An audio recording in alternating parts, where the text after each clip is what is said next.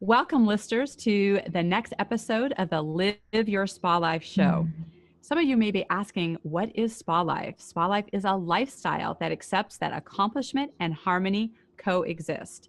The mission of spa life is to have clarity, contribution, and consciousness. So along those lines of, you're going to love my special guest today is Debbie Lichter. And let me tell you about this rock star.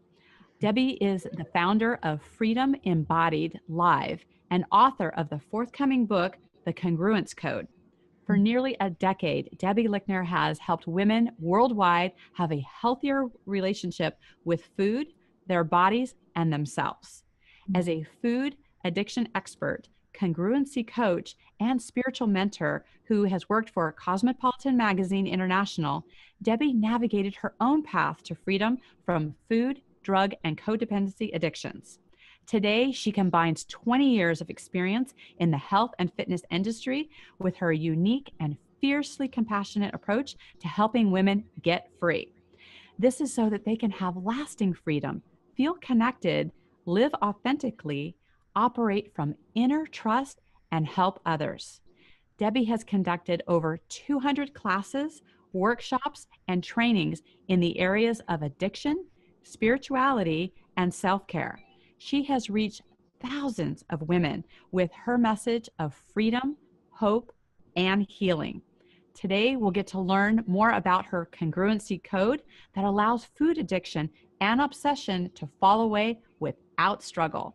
If you wanted to stop wasting time and energy thinking about food and instead be more present and have the time, energy, and confidence to help more people, then this is the show for you to hear. Wow. Welcome, Debbie, and thank you for being here as part of the Spa Life conversation. Diane, it's so wonderful to be here. Thank you. So good.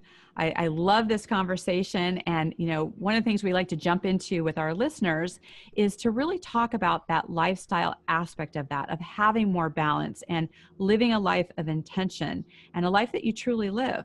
And Debbie, many people live their life by default instead of by design. So what are some of the things that you consciously create that allow you to live your spa life? I love that. Love that question.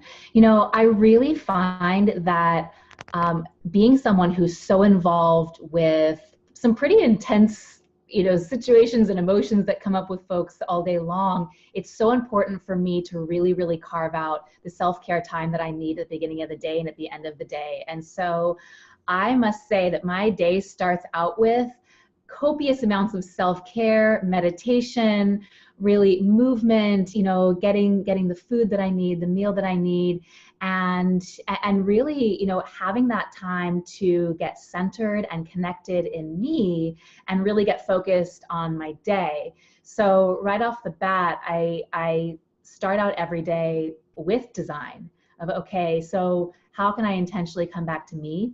And now how can I intentionally go out and serve in the world? And really throughout the day, I like to, one of the things about being an entrepreneur and being able to help women in the way that I do is that I really can, and we really all can, create our schedule to really serve our energy levels, our natural energy levels.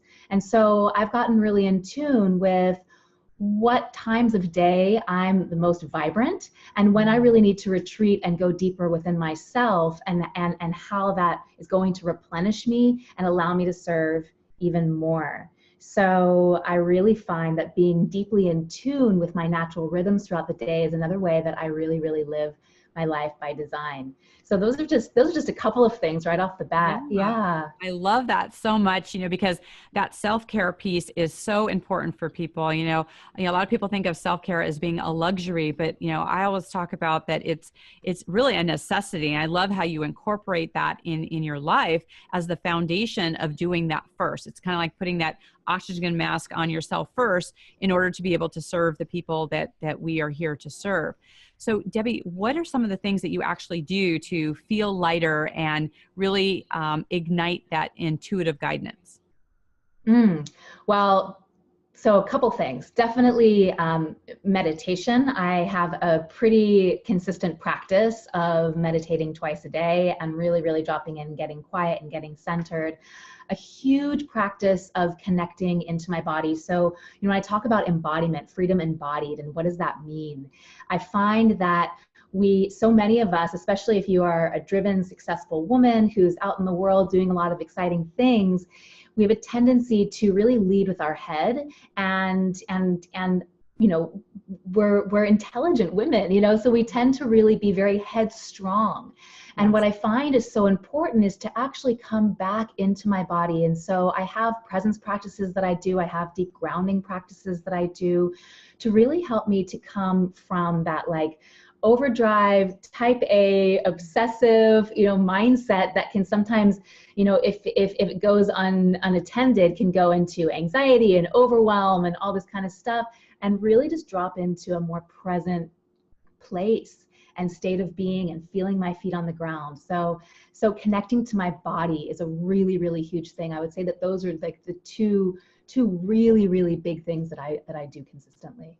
I love that. And, to our listeners out there, and particularly to our ladies, I mean, how many times, during the day, the head is telling us all the things that we need to do, and to drop back into that space of being present, and that reminds me and leads me to, Debbie, the current buzzword is all about, I'm so busy. And you ask someone how they're doing, that is one of the first things people will say is, I'm so busy. Yet, we all have the same 24 hours in a day. So what is your spa life secret that allows you to have the most impact in your day? I love that. It's actually really funny because I got free of so many addictions. One of the addictions that I got free of was busyness. I realized that I was really addicted to being busy, and I actually had to look at what I was getting out of telling everybody how busy I was, and because I realized, I'm like, gosh, I really need to seem important, don't I? Like, I really had to call myself on that, and so there was this whole piece of first of all, just realizing, gosh, do I really need to be so busy? And as a part of that whole inquiry, I really got clear on the 3 things that I need to have in every single day. And this actually came through in a meditation back in 2011. Yeah. Where I was just given this gem of insight that has helped me so much. And it pretty much said, if every day has a combination of self-care, service, and celebration, you will have a really, really well-rounded, fulfilling day and life. And I must tell you, Diane, when I actually do a little bit of each one of those things, it doesn't mean I've got to like go out and party, but that, celebration can be, I mean, I love to be creatively expressed. So celebration is like, oh gosh, it feels so celebratory to be able to, really play in that realm, or to be able to go for a beach walk with a friend or something like that. Like, what can just feel like an inner celebration, like my little inner girl gets to be in joy. So to start out with, just addressing the question, I feel like we all have the same 24 hours in the day, and how do we make the greatest impact? Well, one of those ways is that I get really clear on what having a successful day actually means. So that's one piece of it. Yeah. And the other piece of it too is, in that quiet time that I take in the morning, I really get clear as part of it towards the end when I'm asking, the universe, God, spirit, how can I be of maximum service? I'm really listening for what are those 1, 2, or 3 things that like are critical, must happen things today.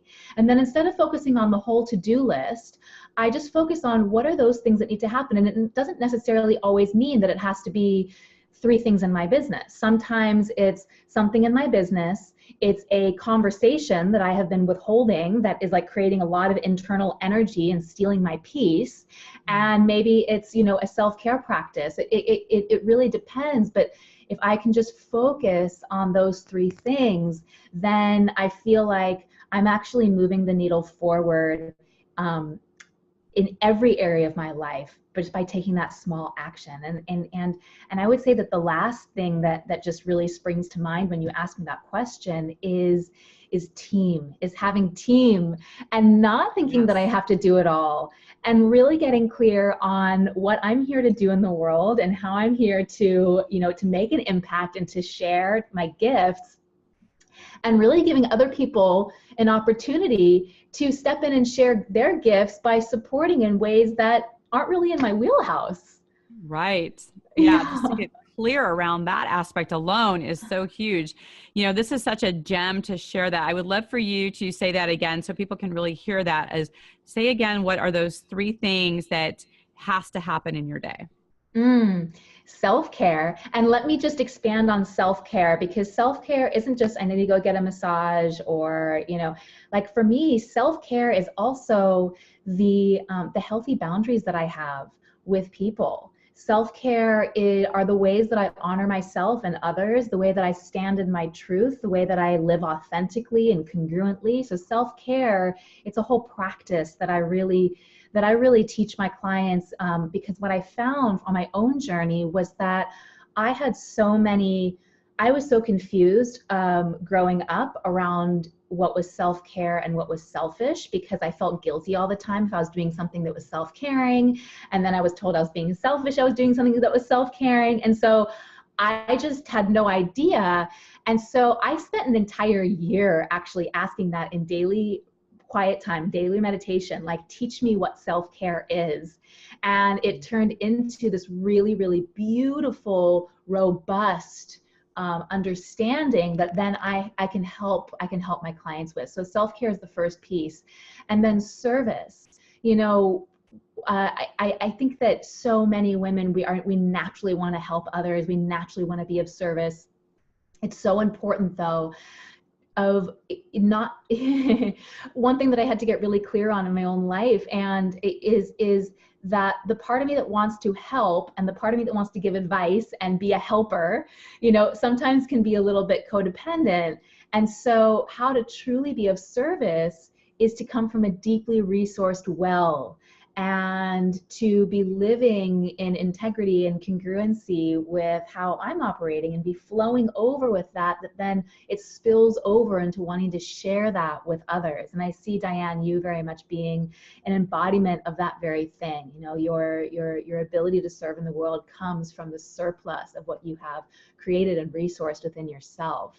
Thank you. It's an important conversation to have with people, because I love that you really touch on that part of, because a lot of women feel with all the things they have going on, and you go back to that busy word of everything happening, either don't have time to have self-care or they feel guilty about it. So I love that you put that on the table, because, really it's important to not only not feel guilty about it, but to understand that it's not just a luxury, that it's a necessity in order for you to do that bigger work, to move into that place of service. If you don't take care of yourself, you're either going to burn out, or you are going to feel that you're just not serving in the way that you're here to serve.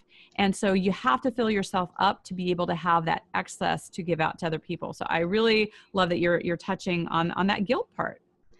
Absolutely. And actually, so where I actually take the conversation, because what landed for me, I was toggling between what's selfish and self-care, and then what actually landed for me is that self-care is the highest form of service. I love it. Yes. So and good. So and I'm like, oh, okay, this is actually how I can serve others. It's not the only way I can serve others, but it's how I can serve others by actually loving, nurturing, and being truly devoted to my own self-care. Because if we really are living in a world where, we want to believe that there's like a divine organizing, energy, whether it's God or the universe, or just, the principle of love or whatever, then to the extent that I actually take myself out and say, oh yeah, well, it's all beautiful and perfect and all love and everyone else gets it, but not this over here. It's kind of like telling the universe or telling God, yeah, you just messed up in this corner over here, And it's like, well, that actually doesn't even work with the whole philosophy. Like, you're either going to be into the philosophy or you're not going to be into the philosophy, So which way are you working? So So when you honor yourself with that self-care, you can actually step forward into the highest level of service. So that is the progression, actually, of self-care. And then that final piece is celebration. And celebration, like I said, celebration can be, it can be going out to partay, you know, it can be going out and having a good time and having a laugh, but it's anything that fills you, you know. It's maybe for you, celebration is like making that really yummy cup of cocoa and sitting down with a good book, or, you know, because I mean, I don't know about you. Well, I know you're a big reader, but sometimes I hold off reading until like I've done the stuff. It's like a gift I can give myself, you know. Yes. Yes. But, and so to indulge in that, to say, yes, this is actually celebratory for me, to really, really sink my teeth into a good book, or to connect with a friend, or to go somewhere new. I find that, especially in the conversation of addiction and addictive patterns and obsessions and codependencies and things like that, that most of us are walking around with an inner girl who's pretty starved. She's been pretty shut down throughout her life. She's living in that kind of deprivation mode. And a lot of times when we act out, it's because she's throwing a temper tantrum. And she's like, I want what I want. You're not listening to me. I need to get what I need. And so I find that celebration is really an access point to be able to give her more of what she needs, and to really be able to live in joy. You know, we talk so much about, well, I want to feel light, I want to feel free, I want to feel joyful. I'm like, well, what are you actually incorporating into your life? Yes. To feel that joy. And so celebration really, really, you know, represents that piece. I love that, because, you know, that really weaves into the thread of where people are operating from a place of busyness. You know, you'll accomplish something amazing, even if it was just you connected with a client, or you finished a project, or, you know, you just did the things that you set out to do. You were in integrity with yourself, and to be able to celebrate that. I think sometimes that's something that just either doesn't happen or isn't fully embraced because of the busyness addiction of just moving on to the next thing. So to actually take pause in celebrating where we're at, because it's also from that place that you can then look and see, okay, now what do I choose next, versus being this blur of, you know, the next thing, the next thing, the next thing, is to really be present to your life, and to have celebration be a big component that you're incorporating in your day, and the different ways that you're doing that is so beautiful. And yeah, I love that so much. And then celebration then becomes part of your self-care. So it just comes in this beautiful, it like they all weave together. Yeah. So good. I love that. Yeah. So I would love for you to complete this sentence. I unapologetically choose to be all of me. Tell us more about that.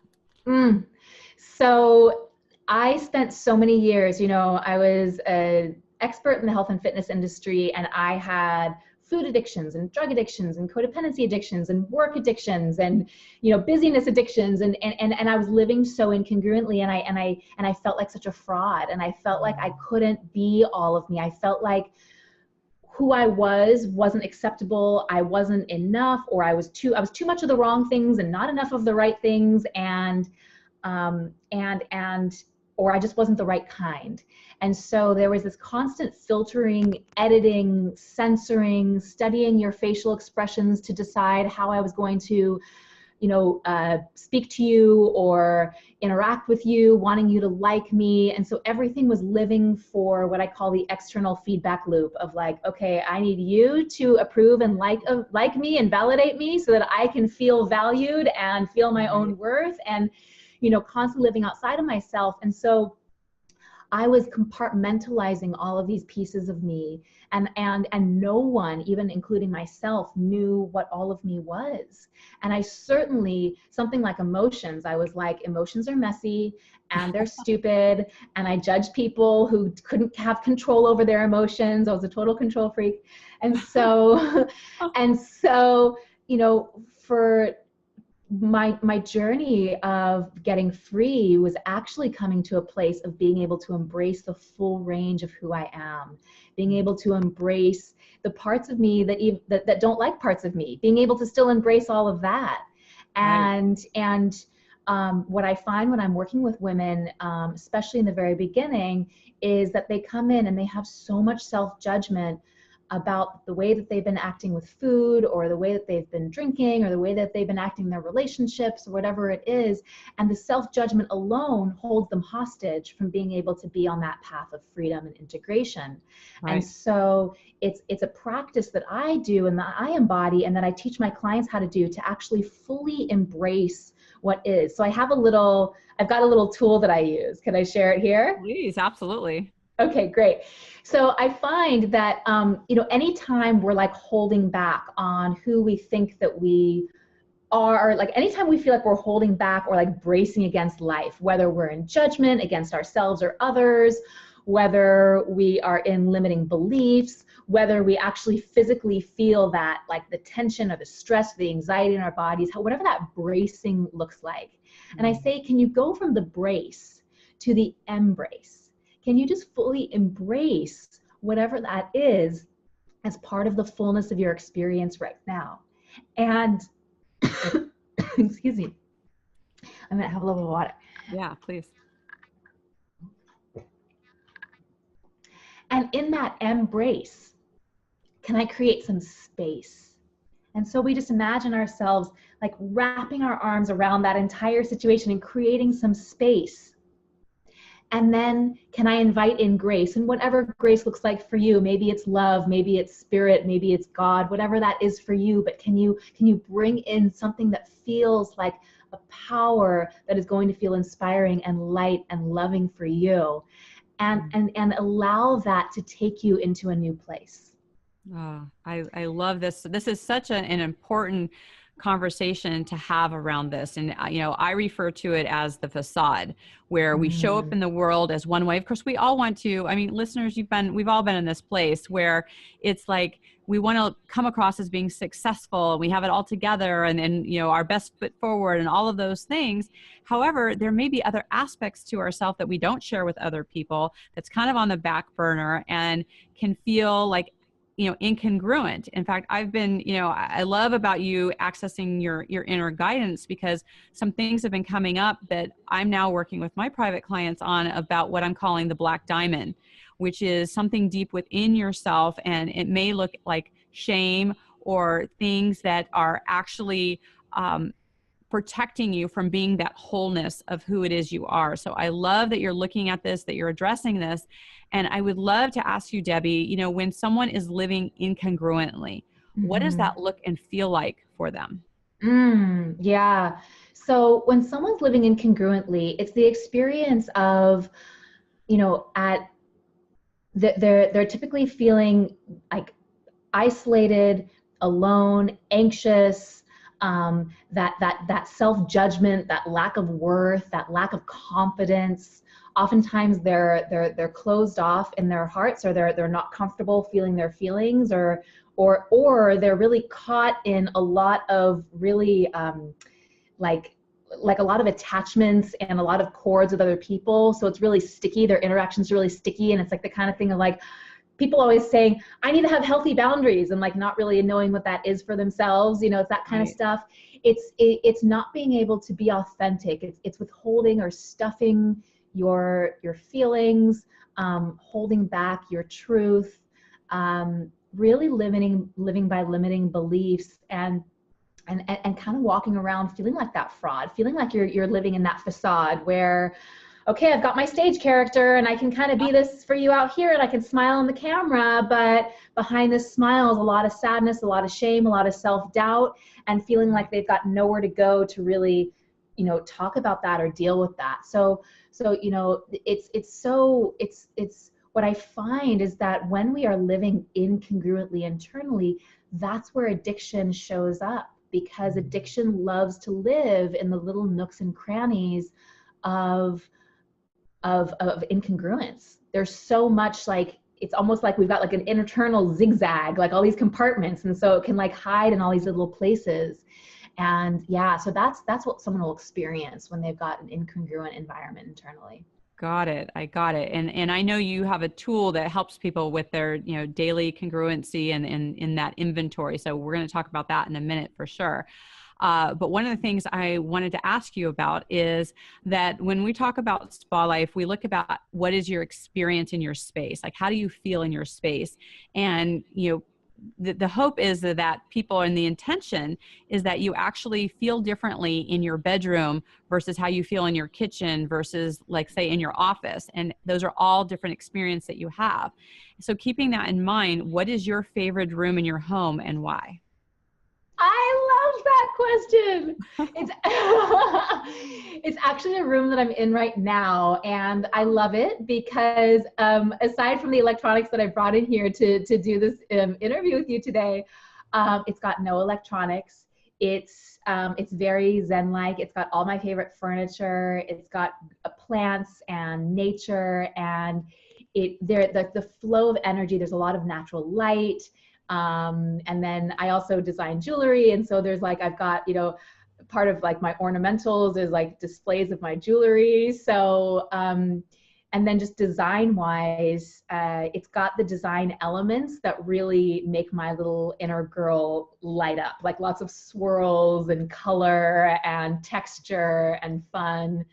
So yeah, there's a feeling of spaciousness. And this is actually where I come. I have like a little meditation area in my bedroom, but I actually come out here to meditate because it just feels so good.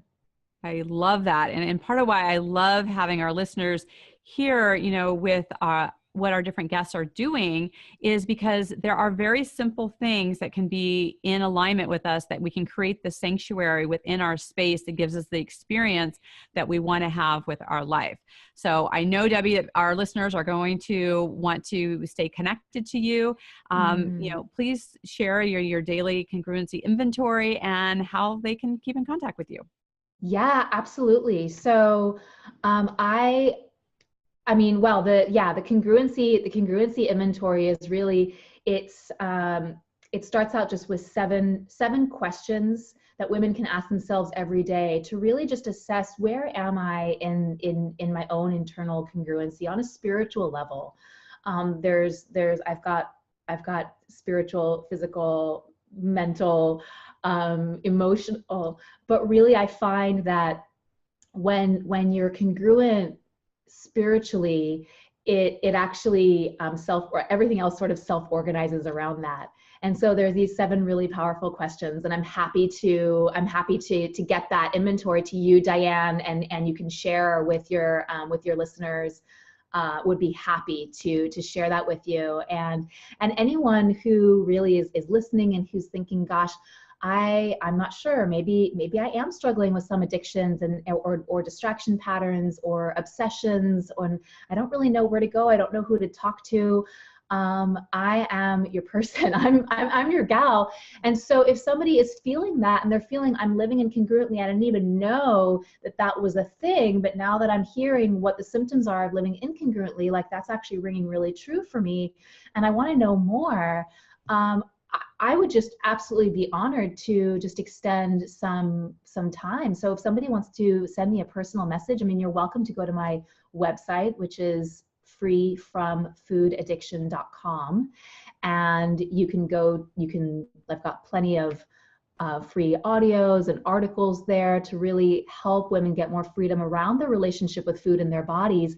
And you can also access there a way to just book a call with me and let's just have a conversation. And so happy to do that. And any one of your readers who really just want to reach out personally, they can also just contact me directly at Debbie@freefromfoodaddiction.com. And I love that. And you are Debbie, as Debbie, correct? Yes. So that way they have that. We'll also post some things, around that as well. And, for those of you, because this will be on Facebook as well as the Blog Talk Radio. And for those of you who are in the Facebook connection, please put comments below. Any questions that you have, of Debbie or of myself, we will definitely check around and would love to support you. And for those of you who are also sitting in wanting to know more about spa life and what is that and how can I step more into that, then I also invite you to go to dianehalfman.com /guide. And then that way you can see the different areas that can support you in having more of that balance and that self-care and, really having that harmony and accomplishment coexisting together. So please, reach out to both of us, and we would love to hear your comments. We'd love to hear how we can support you, and really want to just step into that for each other. So Debbie, thank you so much for being here with our audience and sharing your wisdom and being so vulnerable about your path and really giving some women some tools to step into. Oh, it's been such a pleasure. Thank you so much for inviting me to be here. You got it. All right, listeners, thank you so much for joining us. And until we talk again, live your spa life. Bye for now.